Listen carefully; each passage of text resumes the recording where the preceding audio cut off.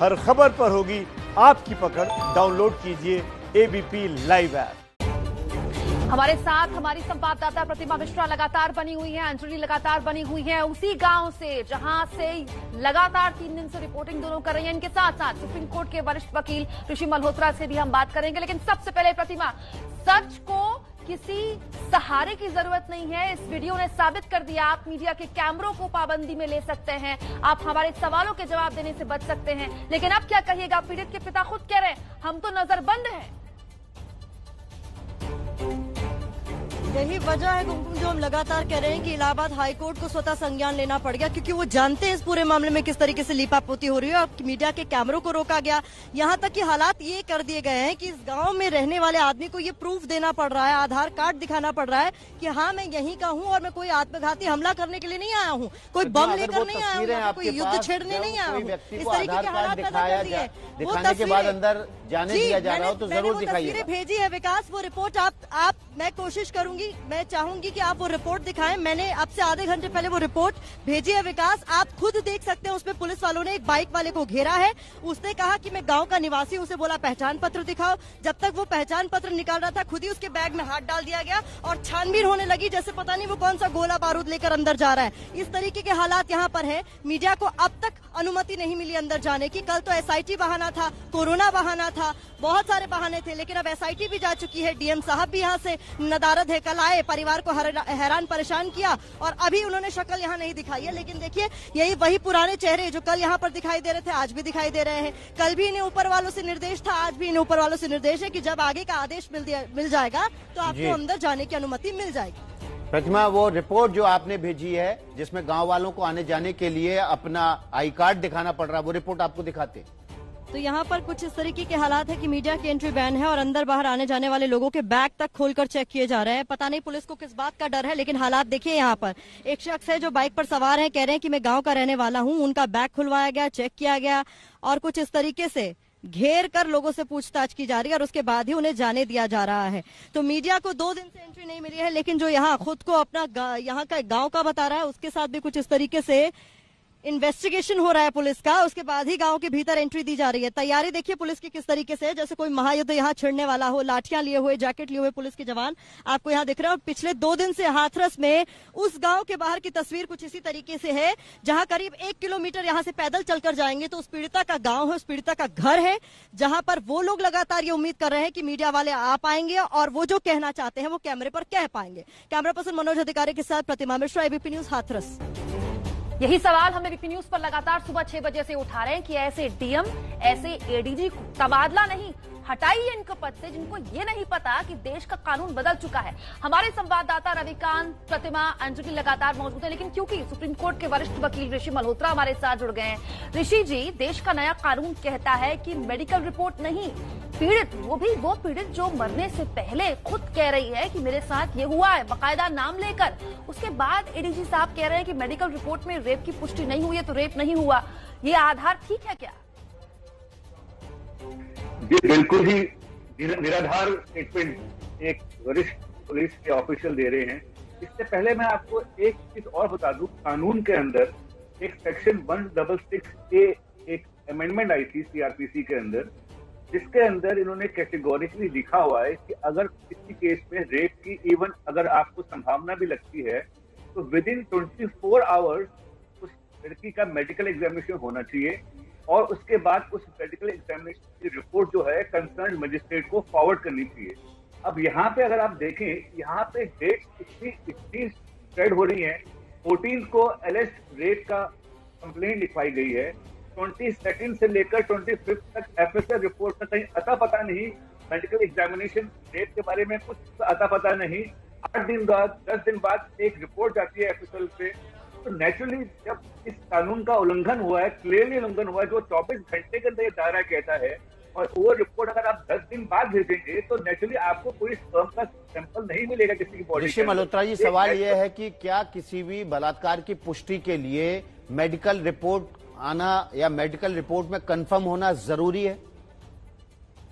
जी बिल्कुल जरूरी नहीं है। अगर विक्टिम ने स्टेटमेंट दी है पुलिस को कि मेरे साथ बलात्कार हुआ है, मेरे साथ रेप हुआ है, तो कानून ये कहता है, और सुप्रीम कोर्ट की कई अनगिनत जजमेंट हैं जो कानून कैटेगोरिकली कहता है कि विक्टिम की स्टेटमेंट ही एक बेसिस है और कंप्लीट बेसिस है एक एफआईआर एटलीस्ट रजिस्टर करने का, उसके बाद प्रोसिक्यूशन को प्रोसीड करने का। जी, इसके साथ साथ ऋषि जी, इस नए कानून के तहत ऐसे जो अधिकारी हैं जो इस तरह की दलील दे रहे हैं या फिर केस दर्ज करने में हीला हवाली कर रहे हैं, क्या कहता है ऐसा कानून, ये कानून इन अधिकारियों के लिए? जी देखिए, इस स्टेटमेंट अगर जो कल से मैं सुन रहा हूँ, कल से मैं जो देख रहा हूँ, इससे तो ये क्लियर कट केस बनता है कि ये पूरी इन्वेस्टिगेशन जो है ये बॉस्ड अप है। इस इन्वेस्टिगेशन में किसी को कोई न्याय नहीं मिलेगा। इसीलिए मेरे ख्याल से कुछ पिटीशनें सुप्रीम कोर्ट में भी फाइल हुई हैं और high court, Allahabad high court ने खुद ही संज्ञान ले लिया है कि क्या ये इन्वेस्टिगेशन ट्रांसफर करनी चाहिए किसी इंडिपेंडेंट एजेंसी को, चाहे वो सीबीआई हो, चाहे वो कोई और इंडिपेंडेंट एजेंसी हो। बिकॉज अगर ऐसे बयान आएंगे तो नेचुरली आप कहीं एक्सपेक्ट नहीं करेंगे इन्वेस्टिगेशन फेयर और इम्पार्शियल होगी। जी बहुत बहुत शुक्रिया आपका ऋषि कुमार जी। हमारे साथ 3 संवाददाता हमारे मौके से बने हुए हैं। हाथरस से हमारी सहयोगी प्रतिमा मिश्रा, अंजलि, और उसके अलावा डीएम हाउस से, डीएम के रेजिडेंस से हमारे साथ रविकांत भी बने हुए हैं। रविकांत के पास सीधे चलते हैं। रविकांत, डीएम का जो बयान था वो वाकई में चौंका देने वाला है। एक तरफ तो वो परिवार को धमका रहे हैं और दूसरी तरफ वो मीडिया से मिलने भी नहीं दे रहे हैं। केवल बाहर गांव के बैरिकेटिंग नहीं है, मीडिया को वहां से प्रवेश नहीं मिल रहा है। घर वाले भी अगर मीडिया से संपर्क करना चाहें तो नहीं मिलने दे रहे हैं। कार्रवाई कब करेगा, कार्रवाई कब करेगी सरकार? देखिए, इस पूरे मामले में डीएम प्रवीण कुमार लगातार जो है वो आरोपों के घेरे में हैं और हमने भी आज उनसे बात करने की कोशिश की। हम सुबह से यहाँ उनके आवास पर खड़े हैं और हमने अंदर संदेशा भिजवाया है, लेकिन जो कर्मचारी हैं उन्होंने आकर के कहा कि डीएम साहब ने कहा है कि जब हम कलेक्ट्रेट पहुंचेंगे तब भेंट करेंगे। तो उसके बावजूद हम लगातार यहाँ पर उनका इंतजार कर रहे हैं कि वो निकले और हम उनसे बात करें, या वो कलेक्ट्रेट पहुंचते जो हम कलेक्ट्रेट पहुंच करके उनसे बात करेंगे। लेकिन उनके जो वर्जन है, उनके ऊपर जो आरोप लगे हैं, एक एक सवाल का जवाब हम चाहते हैं, उनसे हम सवाल करेंगे। लेकिन फिलहाल वो लगातार सवालों से बच रहे हैं, मीडिया से बच रहे हैं। जो गांव वाले हैं उनका भी आरोप है कि उनके ऊपर एक तरीके से पहरा बिठा दिया गया है, उन्हें मीडिया से मिलने नहीं दिया जा रहा है, उन्हें अपने वकील से मिलने नहीं दिया जा रहा है। जो वकील हैं उनकी तरफ से केस लड़ना चाहती हैं, उन्होंने भी कहा है कि हमको मिलने नहीं दिया जा रहा है। यानी कुल मिलाकर के न वकील से मिलने दिया जा रहा है, न मीडिया से मिलने दिया जा रहा है। एक तरीके से परिवार को नजरबंद करके रखा गया है। रविकांत, आप लगातार बने रहिए क्योंकि डीएम साहब ने कल कहा था ना कि मीडिया वाले चले जाते हैं, हम तो यहीं रहेंगे, आप रहिएगा वहां, क्योंकि एबीपी न्यूज कहीं नहीं जाता है। हम खबर को उसके अंजाम तक जब तक नहीं पहुंचाते। इन सब के बीच सुप्रीम कोर्ट के वरिष्ठ वकील ऋषि भी लगातार हमारे साथ बने हुए हैं। वहीं कांग्रेस प्रवक्ता सुप्रिया श्रीनेत ने एडीजी को जवाब देते हुए कहा है कि उन्हें कानून की कोई जानकारी नहीं। उन्होंने कहा है कि रेप की पुष्टि के लिए शुक्राणु मिलने की जरूरत नहीं है। उत्तर प्रदेश के एडीजी लॉ एंड ऑर्डर ने निहायत ही घिनौनी बात आज फिर करी है। आज वो कहते हैं कि रेप हुआ ही नहीं है क्योंकि सीमन नहीं मिला है, वीर्य नहीं मिला है। एडीजी महोदय, मैं आपको थोड़ा सा कानून याद दिलाना चाहती हूँ। आईपीसी की धारा 375 जिसका कि संशोधन 2013 में हुआ है, और state of Uttar Pradesh versus Babulnath case में सुप्रीम कोर्ट ने साफ तौर से ये कहा है कि रेप के लिए सीमन का मिलना अनिवार्य नहीं है। उन्होंने ये भी कहा है कि पीनिस, पुरुष की लिंग का पेनिट्रेशन होना भी अनिवार्य नहीं है। अगर कोशिश भी की गई है ये, तो उसको रेप माना जाएगा। आप ऐसी घटिया बात बार बार करके ये दर्शा तो देते हैं कि आपको कानून की कोई जानकारी नहीं है। आपको 30 साल पहले जब आप पुलिस एकेडमी में थे वो कानून याद है। कानून बदल चुका है, उसको पढ़िए, उसका अध्ययन करिए और जिस पद पर है उसकी गरिमा और प्रतिष्ठा रखिए, क्योंकि आप एक मृतिका का असम्मान तो कर ही रहे हैं, आप अपने पद का भी धज्जियां उड़ा रहे हैं। ये मेरी जानकारी भी है और राय भी है आपको। धन्यवाद। तो हमारे साथ पूरा पैनल बना हुआ है। हमारे साथ ऋषि मल्होत्रा सुप्रीम कोर्ट के वकील हैं, प्रतिमा मिश्रा हाथरस से हैं, अंजलि भी हाथरस से हैं और डीएम हाउस से हमारे साथ रविकांत हैं। बने हुए हम बड़ी खबर पर। और इसके साथ साथ एबीपी न्यूज में देखिए नीचे पट्टी में हम चला रहे हैं उन अधिकारियों के नाम जिन पर होनी चाहिए कार्रवाई, और जब तक नहीं होती कार्रवाई हमारे साथ सुप्रीम कोर्ट के जज ऋषि मल्होत्रा बने हुए हैं, हमारे साथ प्रतिमा मिश्रा, अंजलि सिंह और रविकांत बने हुए हैं। ऋषि मल्होत्रा वकील हैं सुप्रीम कोर्ट के, माफ कीजिएगा। सीधे ऋषि मल्होत्रा के पास चलते हैं। ऋषि जी, लग रहा है कि इस मामले में अफसरों ने बहुत ज्यादा ढिलाई बरती है। नया कानून है जिसको कड़ा किया गया था 2013 में रेप के खिलाफ मामलों में, उसमें ऐसे सरकारी अफसरों पर जो मामला दर्ज करने में देरी करें, ढीला ढवाली करें या उस मामले को डाइल्यूट करने की कोशिश करें, तो क्या कानूनन कार्रवाई हो सकती है उनके खिलाफ? जी, बहुत अच्छा सवाल आपने मुझसे पूछा है कि निर्भया केस के बाद रेप कानून में खासकर बहुत तब्दीलियां आई थी। जैसे कि आपको पहले भी बताया गया कि रेप कानून में एक यहाँ तक की ये बात भी आई थी कि अगर आप एक्चुअल पेनिट्रेशन ना भी करें और अगर आपने प्राइवेट पार्ट के पास, इवन अगर आपने उसके पास नजदीक भी गए हैं, तो इवन वो भी एक रेप कहलाएगा। तो जहां तक पहला स्टैंड जो पब्लिक ऑफिसर्स का है कि उनको सीमेंट के ट्रेस नहीं मिले, तो ये तो अनिवार्य नहीं है ही नहीं कि सीमेंट के ट्रेस जब तक नहीं मिलेंगे तब तक रेप की पुष्टि नहीं होगी। तो ये तो कहना सरासर गलत है और अगेंस्ट लॉ है। दूसरी बात, जब ये स्टेटमेंट जब दी गई है कि रेप के उनको ट्रेसेस नहीं मिले इसलिए वो उस तौर पे इन्वेस्टिगेट नहीं करेंगे, तो कानून के अंदर एक बदलाव आया था सेक्शन 166A के अंदर निर्भया कांड के बाद, जिसके अंदर उन्होंने ये लिखा हुआ है कि अगर कोई भी पब्लिक सर्वेंट, अब पब्लिक सर्वेंट के अंदर सारे डीएम भी आते हैं, पुलिस ऑफिशियल भी आते हैं, बिकॉज वो सब गवर्नमेंट के ही कर्मचारी होते हैं। अगर कोई पब्लिक सर्वेंट अपनी ड्यूटी से डिवेट करता है और खासकर रेप केसेस के अंदर प्रॉपर इंफॉर्मेशन रिकॉर्ड नहीं करता है, तो उनके खिलाफ क्रिमिनल केस चलेगा, कानूनी कार्रवाई होगी और जिसकी सजा कम से कम नहीं तो 6 महीने होंगी और जो कि मैक्सिमम 2 साल तक हो जा सकती है। तो ये एक बहुत ही बेबुनियाद और बहुत ही लाइटली सा बयान देना ये काफी नहीं है। इसके खिलाफ क्रिमिनल एक्शन अट्रैक्ट होगा, बिकॉज स्टेटमेंट आप अगर रेप विक्टिम की रिकॉर्ड ठीक से नहीं कर रहे तो नेचुरली आप इन्वेस्टिगेशन भी ठीक से नहीं करेंगे। बिल्कुल, और सोचिए ना ऋषि जी, ऐसे लोगों पर जिम्मेदारी है कि ये जांच करें। ये तो डंडा मार रहे हैं जांच पर। आप लगातार हमारे साथ बने रहिए क्योंकि आपकी जुबान से न सिर्फ एडीजी बल्कि डीएम और तमाम एसपी से लेकर एसएसपी की पोल हम खोल रहे हैं, क्योंकि एबीपी न्यूज यही करता है। ना हम चीखते हैं, ना हम चिल्लाते हैं, ना हम दावेबाजी करते हैं, हम तर्कों पर बात करते हैं। बहुत छोटा सा ब्रेक, बड़ी कवरेज जारी। तो एबीपी न्यूज पर लगातार बने हुए हैं हम उन बुनियादी और अहम सवालों के साथ कि ऐसे एडीजी, ऐसे डीएम, ऐसे एसएसपी पर कार्रवाई क्यों ना हो जो नए रेप कानून की न सिर्फ अवहेलना करते हैं बल्कि जांच को भी प्रभावित करते हैं। हाथरस में पीड़ित के पिता का एक वीडियो सामने आया है। वीडियो में पीड़ित के पिता कह रहे हैं कि उन्हें बाहर आने जाने को नहीं दिया जा रहा, फोर्स लगा दी गई है, मीडिया वाले नहीं आ सकते। उन्होंने अपनी बेटी की हत्या की जांच सीबीआई से कराने की मांग की है क्योंकि उन्हें उत्तर प्रदेश पुलिस पर भरोसा नहीं। अभी मैं घर में हूँ। और आप बाहर आ जा सकते हैं, कैसी क्या परिस्थिति है? ना घर में नहीं, कहा कहते बाहर लेकर नहीं ना आए, पुलिस वाले आगे पीछे लगी हुई है। क्या बोल रहे हैं वो आपसे? बोले किसी से मिलने ना दे रहे। मीडिया वाले आ सकते हैं क्या घर में? ना मना कर दीजिए कि मीडिया वाले बिल्कुल मत जाओ। आपकी आवाज को दबाया जा रहा है? हाँ, मेरी आवाज को दबाया जा रहा है। अभी आपको कैसा लग रहा है? कैसा लग रहा है? आप कैसा महसूस कर रहे हैं? समय आप डर महसूस कर रहे हैं? डर तो लग रहा है। क्या कहते तुम? और ये जो जांच कमेटी इन्होंने बिठाई है, इससे खुश हैं क्या? जांच कमेटी सुप्रीम कोर्ट के जज के द्वारा कहा कहते मेरी सीबीआई जांच होनी चाहिए। बताइए, ये तो हाल है। पीड़ित के पिता कह रहे हैं कि पुलिस पर भरोसा नहीं क्योंकि पुलिस को यही नहीं पता कि नए कानून क्या कहते हैं, हमें सीबीआई जांच चाहिए। रविकांत लगातार हमारे साथ उस डीएम आवास के बाहर मौजूद हैं जो डीएम बड़े प्यार से कल धमका रहे थे। रविकांत, वहां रहिएगा क्योंकि डीएम साहब ने कहा था ना कि मीडिया चली जाती है, हम नहीं जाने वाले। और पूछिएगा बाहर निकले कि नए कानून की अवहेलना, रेप के नए कानून की अवहेलना जो की है, न सिर्फ जुर्माना लगेगा उन पर बल्कि अगर जांच हुई तो 6 महीने से 1 साल की सजा भी हो जाएगी। देखिए, जो कुछ डीएम ने किया अब शायद उसी से मुंह छुपा रहे हैं। सुबह से ही हम लगातार उनसे मिलने की कोशिश कर रहे हैं, वो बहाने पे बहाना कर रहे हैं, लेकिन अभी तक वो बाहर नहीं निकले हैं। उन्होंने कहा था कि कलेक्ट्रेट में बात करेंगे और थोड़ी ही देर में कलेक्ट्रेट पहुंचने वाले हैं, लेकिन अब तक घर से नहीं निकले हैं।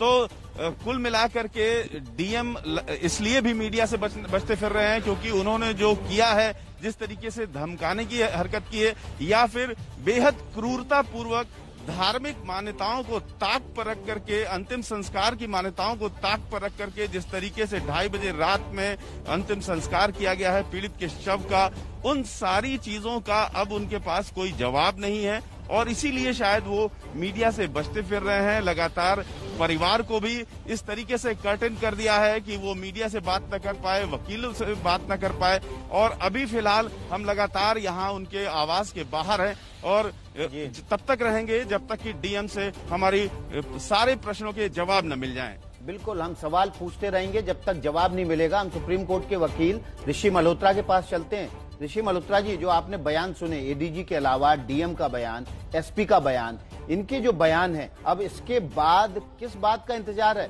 सरकार को कार्रवाई कर देनी चाहिए। नया कानून तो कहता है कि यहाँ कार्रवाई हो सकती है। जी, इन सब चीजों में आप एक बहुत बड़ा अहम पहलू ना भूलिए जो कि बहुत ही इंपॉर्टेंट है और जो कि मैंने अभी तक आपको बताया नहीं। सेक्शन 32 एविडेंस एक्ट कहता है कि अगर कोई विक्टिम मरने से पहले कोई स्टेटमेंट देता है तो उसको हम लोग कानून के दायरे में डाइंग डिक्लेरेशन कहते हैं। इस केस के अंदर भी एक विक्टिम ने स्टेटमेंट दी थी कि मेरे साथ बलात्कार हुआ है, 4 मुलजिमों के उसने नाम तक लिए हैं और उसके बाद अनफॉर्चुनेटली उनकी डेथ हो गई। तो जब डाइंग डिक्लेरेशन रिकॉर्ड पे आ जाती है तो उससे बड़ा कोई सबूत कानून में नहीं है कि एक तो प्रोसिक्यूटर जो कि एक विक्टिम है, जो कि खुद स्टेटमेंट दे रही कि मेरे साथ रेप हुआ है, और उसके बाद अनफॉर्चुनेटली उनकी मौत हो जाती है तो वो डाइंग डिक्लेरेशन में कन्वर्ट हो जाती है। तो कानून के हिसाब से एक डाइंग डिक्लेरेशन और उसके ऊपर प्रोसिक्यूटर के स्टेटमेंट जो ये कहती है कि मेरे साथ रेप हुआ है, ये ही काफी सबूत है किसी के खिलाफ कार्रवाई करने के लिए। पर यहाँ तो बात ही कुछ और हो रही है, यहाँ तो कार्रवाई नहीं हो पा रही रेप के केस में। इसलिए मैं बार बार ये कह रहा हूँ कि ये तो परफेक्ट केस बनता है। पब्लिक सर्वेंट जो कि एक डायरेक्शन ऑफ ड्यूटी कर रहे हैं, अपना काम से नहीं कर रहे, उनके खिलाफ एक कार्रवाई करने का अगर इन्वेस्टिगेशन होती है इस मोड पर।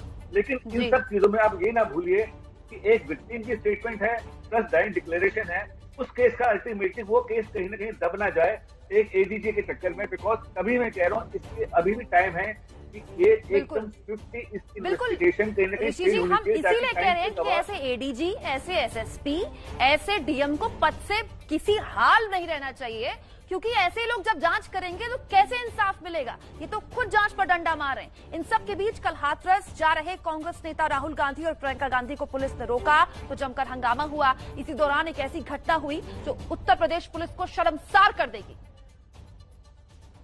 ये तस्वीर दिल्ली महिला कांग्रेस के अध्यक्ष अमृता धवन की है। अमृता का आरोप है कि जिस वक्त ग्रेटर नोएडा में कांग्रेस के पूर्व अध्यक्ष राहुल गांधी और प्रियंका गांधी के साथ यूपी पुलिस की जोर आजमाइश चल रही थी,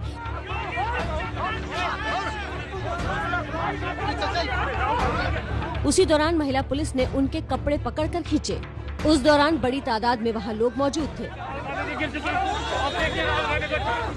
इस घटना को लेकर अमृता धवन ने बीजेपी पर निशाना साधा। योगी मोदी के संस्कारों का प्रमाण है ये। ताकत दिखानी है तो अपराधियों का अंत दिखाओ। हमारा चीर हरण करके क्या हासिल होगा? याद रखना, द्रौपदी चीर हरण और सीता हरण का अंत कहाँ जाकर थमा था। हालांकि इस घटना के बाद भी अमृता धवन प्रदर्शन से पीछे नहीं हटी। शाम को दिल्ली के इंडिया गेट पर कांग्रेस के कैंडल मार्च में भी अमृता धवन शामिल हुई। कांग्रेस कार्यकर्ताओं ने मशाल जूस निकालने की कोशिश की तो पुलिस ने उन्हें हिरासत में ले लिया। हम कोशिश करेंगे अमृता धवन जो दिल्ली प्रदेश कांग्रेस के अध्यक्ष हैं, उनको यहाँ क्या हम लोग से कैंडल लाइट करना चाहते थे अमर जवान ज्योति तक, क्या हमारा इतना अधिकार नहीं? उधर नोएडा में प्रदर्शन करने के मामले में राहुल गांधी और प्रियंका गांधी के खिलाफ एफआईआर दर्ज की गई है। राहुल प्रियंका के साथ 150 कांग्रेस कार्यकर्ताओं पर भी केस दर्ज किया गया है।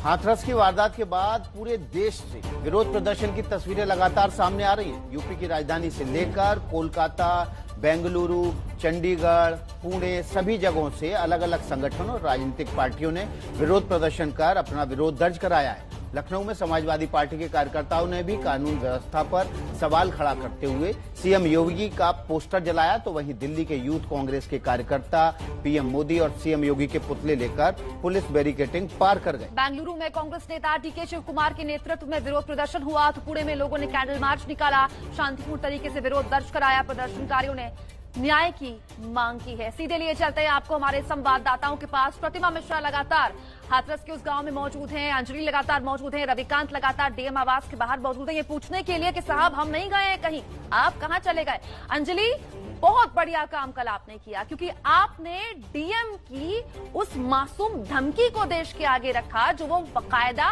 परिवार को बता रहे थे कि मीडिया वाले तो चले जाएंगे, हमने यहीं रहना है, आपने यहीं रहना है। अब बड़ा सवाल यह कि हम तो नहीं गए, हम तो ग्राउंड जीरो पर मौजूद हैं, डीएम साहब कहाँ हैं? जी बिल्कुल, डीएम साहब कहाँ हैं, ये सवाल हम भी पूछ रहे हैं। कल जब डीएम साहब का वीडियो सामने आया तो उसके बाद से ये वही जगह है जहाँ पर डीएम साहब ने फोर्स तैनात कर दी है, फौज तैनात कर दी है, बैरिकेडिंग कर दिया, लेकिन डीएम साहब आज सुबह से नजर नहीं आए हैं। कल देर रात तक थाने में एक कमरे में चुपचाप बैठे हुए थे, ये इंतजार कर रहे थे कि कब रास्ता खाली हो तब वो निकले, यानी उनकी सामने आने की हिम्मत नहीं हो रही थी। और क्यों नहीं हो रही हिम्मत, आखिर एक सवाल का जवाब भी तो आपको देना है कि आप ऐसी बात क्यों कह रहे थे, आप आकर सामने अपनी बात तो रखिए।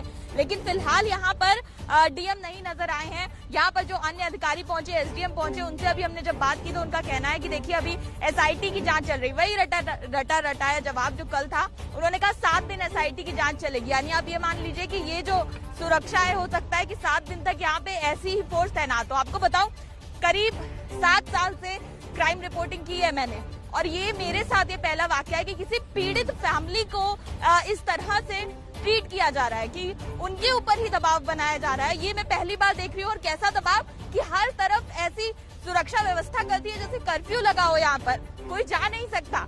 और यही बार बार सवाल जो है हम अपने कैमरास के जरिए पूछ रहे हैं, और डीएम साहब से भी पूछना चाहते हैं कि देखिए मीडिया वाले तो खड़े हैं, अंजलि आप या तो परिवार नजरबंद है या फिर हिरासत में है, क्या कहा जाएगा इसको?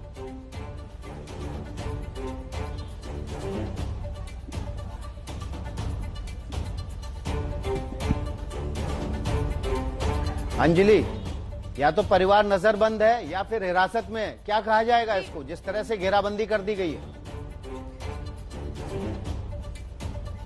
बिल्कुल, ये घेराबंदी क्यों की गई है, और हम आपको बताएं कि परिवार से संपर्क करने की भी कोशिश की गई। कुछ एक वीडियोस जो हमने सामने रखे उसमें दिख रहा है कि परिवार डरा हुआ है, अपनी बात रखना चाहता है, और ये एक बुनियादी हक होता है हर पीड़ित परिवार का। ये एक आरोपी का भी हक होता है कि अगर वो चाहे तो वो सबके सामने आकर अपनी बात रख सकता है, हमारे जरिए अपनी बात रख सकता है। और इसीलिए मैं कह रही हूँ कि मैंने जितनी क्राइम रिपोर्टिंग की, मैंने आज तक कभी नहीं देखा कि इस तरह के हालात किसी पीड़ित परिवार के लिए। देखिए जरा अंदर तक की तस्वीरें अगर हम जूम करके दिखाएं तो ये सिर्फ शुरुआत है, अंदर और पुलिस बल तैनात है। कल भी जब हम गांव में जिस हिस्से तक भी दाखिल हो पाए, उसके आगे पुलिस ने हमें रोक दिया। उनका कहना है कि नहीं, आदेश है। आदेश कहाँ से है किसी को नहीं मालूम, कोई लिखित आदेश है तो मीडिया में जारी क्यों नहीं किया गया वो? बिल्कुल जी। अंजलि, लगातार आप बने रहिए। प्रतिमा मिश्रा लगातार हाथरस से, ग्राउंड जीरो से लगातार 2 दिन से आपके सामने रख रही है वो हर तस्वीर जो आपके लिए जानना जरूरी है। प्रतिमा, एबीपी न्यूज ने साफ कर दिया है, लगा लीजिए जितनी फोर्स आपको लगानी है, बिठा दीजिए डीएम को डीएम आवास के अंदर, एडीजी जवाब ना दे हमारे सवालों का। लेकिन जो डीएम ने कहा था ना, मीडिया चली जाती है, नहीं जाएगा एबीपी न्यूज, लगा दीजिए आप फोर्स, हम सवाल पूछते रहेंगे जब तक जवाब नहीं मिलेगा। 2011 बैच के आईएएस अधिकारी जिलाधिकारी प्रवीण कुमार लक्षकार से एबीपी न्यूज सवाल जो पूछ रहा है वो सवाल ये है कि आपका आखिरकार लक्ष्य क्या है? आपका लक्ष्य इंसाफ दिलाना है या अन्याय करना है? और ये सवाल हम तब तक पूछते रहेंगे जब तक डीएम साहब पर कार्रवाई नहीं होती, क्योंकि डीएम साहब ने साफ तौर पर वीडियो में कहा है कि मीडिया आज है कल चली जाएगी, और ये भी कहा है कि आप देख लीजिए आपको क्या करना है। तो इस तरीके से अगर आप परिवार को धमका रहे हैं, उन पर प्रेशर बना रहे हैं, और परिवार कह रहा है कि अब हम कुछ नहीं बोलना चाहते, आपको एक जानकारी ये भी दे दूं, परिवार के एक सदस्य से अभी परिवार कह रहा है हमको आने नहीं दिया जा रहा, बाहर जाने नहीं दिया जा रहा। अरे वो गुनहगार थोड़ी है, वो तो पीड़ित पक्ष है भाई। उन्होंने एक्सक्लूसिव जानकारी अंदर से मुझे ये दी है कि कल के वीडियो वायरल होने के बाद, जो वीडियो मैंने एबीपी न्यूज पर दिखाया कि डीएम साहब क्या कर रहे थे, उसके बाद परिवार वालों से कहा जा रहा है कि वीडियो वायरल किसने किया। पुलिस के एक एक करके अधिकारी अंदर पहुंच रहे हैं, प्रशासन के आला अधिकारी अंदर पहुंच रहे हैं, कह रहे हैं वीडियो कैसे वायरल हो गया। और उसके बाद अब प्रेशर बनाया जा रहा है कि फोन ऑफ करके रखिए अपना, अगर पता चल गया तो देख लिया जाएगा। तो ये हालात है यहाँ पर। प्रतिमा मिश्रा, कल का जो वीडियो प्रतिमा मिश्रा ने दुनिया के सामने लेकर आई थी, जिसमें डीएम धमका रहे थे, उस वीडियो के वायरल होने के बाद अब प्रशासन फिर से धमका रहा है परिवार को, पीड़ित परिवार को ये कह के धमकाया जा रहा है कि आखिर आपने वीडियो वायरल कैसे किया। इस वक्त की बड़ी खबर ये है कि वायरल वीडियो के पीछे प्रशासन एक बार फिर से पीड़ित परिवार को धमका रहा है। इसीलिए पीड़ित परिवार कह रहा है कि ना तो हमें इस पुलिस पर भरोसा है, ना इस प्रशासन पर भरोसा है। अब आप बताइए कि पीड़ित परिवार सीबीआई जांच की या फिर सुप्रीम कोर्ट से जज की जांच की मांग कर रहा है, तो क्या गलत कर रहा है? कैसे भरोसा हो इस सरकार पर, आप बताइए, क्योंकि सरकार का दायित्व होता है कि वो ब्यूरोक्रेसी और पुलिस को संभाले। बहुत छोटा सा ब्रेक, बड़ी कवरेज जारी है। और इस वक्त की बड़ी खबर ये कि डीएम, हाथरस के डीएम के वीडियो वायरल होने के बाद अब बाकायदा परिवार को धमकाया जा रहा है। हाथरस के डीएम पर एक बार फिर से धमकाने का आरोप परिवार ने लगाया है। वीडियो वायरल कैसे हो गया, अब प्रशासनिक अधिकारी ये पूछ रहे हैं परिवार से, यानी कि परिवार को नजरबंद तो कर ही दिया, अब धमकाया ये जा रहा है और पूछा जा रहा है कि डीएम का वीडियो वायरल कैसे हो गया। हम सीधे प्रतिमा मिश्रा का रुख कर लेते हैं। कल प्रतिमा ने ये वीडियो दुनिया के सामने लेके आए थी। ये प्रतिमा क्या अपडेट है? अब जब वीडियो वायरल हो गया तो परिवार को फिर धमकाया जा रहा है, धमकी वाले वीडियो वायरल होने पर फिर धमकी। मैं आपको बता दूं जी विकास, यही हो रहा है, धमकी के ऊपर धमकी मिल रही है, इंसाफ नहीं मिल रहा। हुआ ये कि जब हम यहाँ मौके पर पहुंचे, पहले तो हमने अंदर जाने की कोशिश की ताकि पुलिस वालों को दिखाते हुए जाएं कि भाई मीडिया का कैमरा ही लेकर जा रहे हैं, कोई बम बारूद गोली लेकर नहीं जा रहे हैं, लेकिन नहीं जाने दिया गया। उसके बाद जो हमारे अंदर संपर्क सूत्र है, उनसे हम लगातार कॉन्टैक्ट में है कि अभी क्या हो रहा है, अभी क्या हो रहा है। तो उन्होंने कहा कि मैंने ये बोला कि क्या पिता या भाई में से कोई बात करने की अवस्था में है, बताने की हालत में है कि क्या हुआ। तो उधर से मुझे मैसेज आता है। मैसेज क्या आता है एग्जैक्टली आपको बताती हूँ विकास। मैम, कल जो डीएम की वीडियो बनाकर घर से वायरल की गई थी, उस वजह से प्रशासन बहुत गुस्से में है। बोल रहे हैं आपके घर से कौन वायरल कर रहा है ये वीडियोस। उन लोगों ने फोन स्विच ऑफ करके रखे हैं, अगर पुलिस या डीएम को पता लगा फोन जब्त कर लेगा प्रशासन। ये हालात हैं। आप इंसाफ तो दे ना सके, लेकिन अब आप डरा रहे हैं, धमका रहे हैं, और ये अंदर से लगातार जानकारी निकल कर आ रही है। परिवार कल भी जब जानकारी दे रहा था तो डरा सहमा हुआ था। क्या न्याय दिलाएंगे आप इन लोगों को? प्रतिभा, मतलब ये कि ऐसे अधिकारी जांच को प्रभावित तो कर ही रहे हैं, जो पीड़ित पक्ष है उसका शोषण कर रहे हैं। ये तो अंधेर गर्दी चौपट राजा हो गया। बिल्कुल हुआ है कुमकुम, और इसीलिए हम सवाल पूछ रहे हैं कि प्रवीण कुमार लक्षकार जो जिलाधिकारी हैं, आखिरकार आपका लक्ष्य क्या है, क्या चाहते हैं आप? अन्याय के खिलाफ आवाज आपको बुलंद करनी चाहिए थी, आपको पीड़ित परिवार को न्याय दिलाना चाहिए था। कौन सी अकेडमी से आप ट्रेनिंग लेकर आए हैं पता नहीं, इंसाफ दिलाना था। यहाँ तो अन्याय पर अन्याय हो रहा है, और उस पर भी आप पीड़ित को और प्रताड़ित करने में लगे हुए हैं। पहले ही कल जब एबीपी न्यूज ने सवाल उठाए कि क्यों आपका वीडियो वायरल होने पर आप पर सवाल उठ रहे थे, तब भी आप अपनी सफाई में कुछ बोल पाए। चौपट राजा, इस नगर के राजा डीएम के घर का रुख कर लेते हैं। रविकांत हमारे साथ हैं। रविकांत, ये तो अंधेर नगरी हो गई है, अब पीड़ित परिवार को और धमकाया जा रहा है। पहले धमकाया गया चुप रहो, मीडिया से बात नहीं करो, अब धमकाया जा रहा है कि वीडियो क्यों वायरल कर दिया। देखिए, डीएम एक जिले का न सिर्फ करता धरता होता है, बिजली पानी सड़क से लेकर के न्याय की व्यवस्था बनी रहे इसको देखता है, बल्कि वो एक अभिभावक होता है, एक परिवार के मुखिया की तरीके से होता है। पूरे जिले में न्याय बना रहे और लोगों का सुख दुख, अमन चैन कायम रहे, इन सब की जिम्मेदारी डीएम पर होती है। और यहाँ पर हाल एकदम उल्टा हो गया है। प्रवीण कुमार लक्षकार घर में घुसे हुए हैं, उनसे लगातार हम संपर्क करने की कोशिश कर रहे हैं। जैसा उन्होंने कहा कि इंतजार करिए, हम कलेक्ट्रेट में मिलेंगे, हम लगातार इंतजार कर रहे हैं कि वो घर से बाहर निकले तो हम उनके साथ कलेक्ट्रेट जाकर के उनसे बात करें, लेकिन वो घर से निकल नहीं रहे हैं। और 1 घंटे से ज्यादा हो गया हम खड़े हैं, बार-बार हम मैसेज दे रहे हैं, लेकिन वो घर से नहीं निकल रहे हैं। वायरल वीडियो में मीडिया चली जाएगी, एबीपी न्यूज कहीं नहीं जाने वाला। डीएम साहब देख लीजिए, आपके घर के बाहर मौजूद है, आइए बाहर और दीजिए हमारे सवालों का जवाब, क्योंकि बड़ी कवरेज लगातार जारी है।